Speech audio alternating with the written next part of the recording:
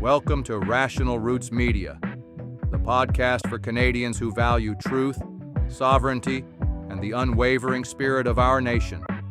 We cut through the noise, challenge the narrative, and speak uncomfortable truths, because the future of Canada depends on it. I'm your host, and today we're diving deep into the evil within, examining how our most vulnerable are being failed and what we must do to protect them.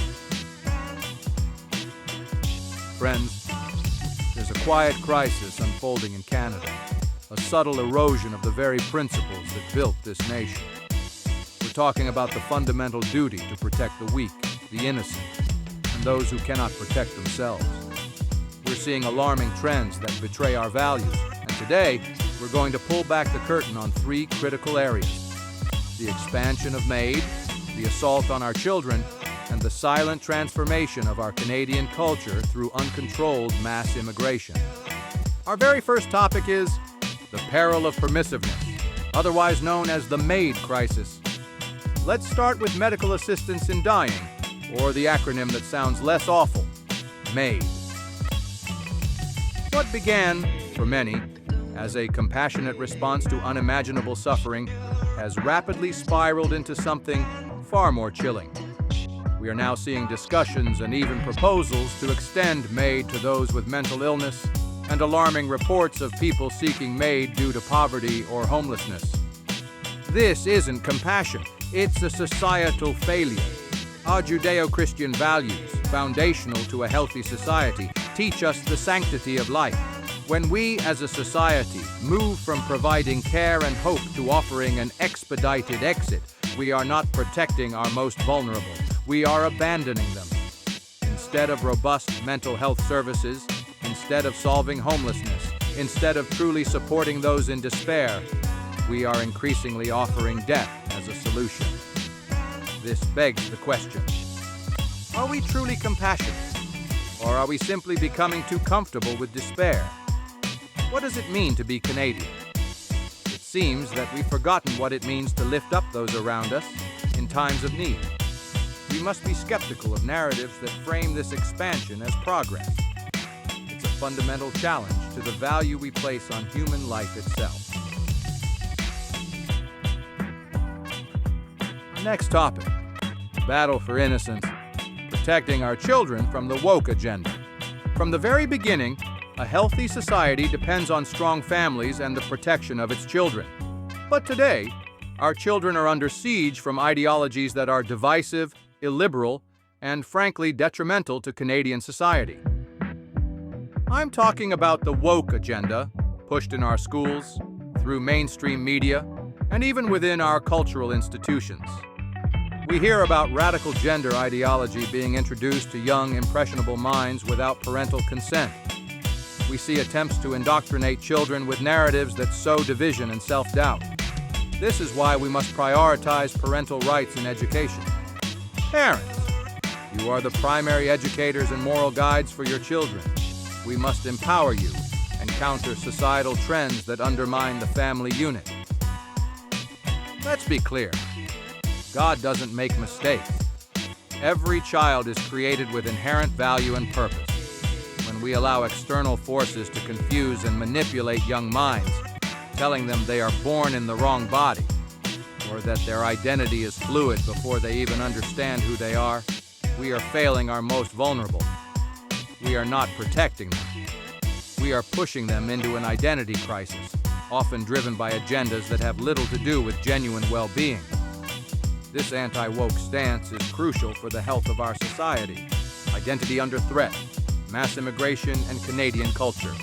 And now, let's talk about something many Canadians feel but are afraid to articulate: the impact of mass immigration on our Canadian culture and identity. Our position is clear. Immigration needs to be controlled, planned, and focused on assimilation that promotes Canadian pride and values. We must critically question the 100 million by 2100 agenda, championed by groups like the Century Initiative. Are we genuinely prepared for this?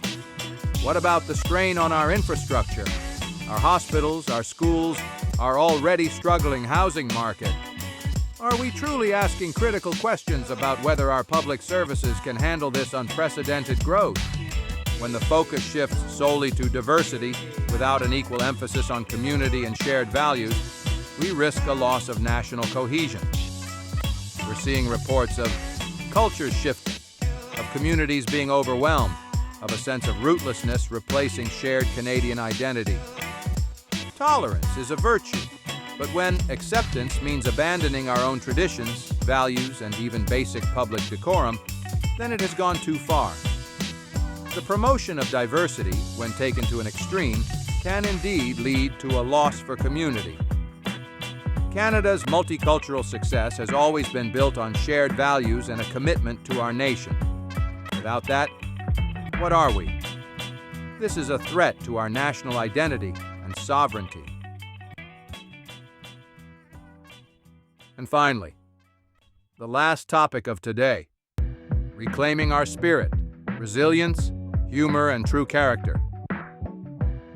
Friends, we've outlined some tough truths today, but there's a deeper issue at play: a creeping fragility in our society, an inability to engage in robust, respectful public discourse without someone claiming offense. We hear, "Don't discuss politics, religion, or guns," but that's precisely what healthy societies must discuss. This constant state of hypersensitivity, often fueled by certain media narratives, stifles humor, genuine personality, and character building. There's a generation that's being taught to be offended by everything rather than to be resilient.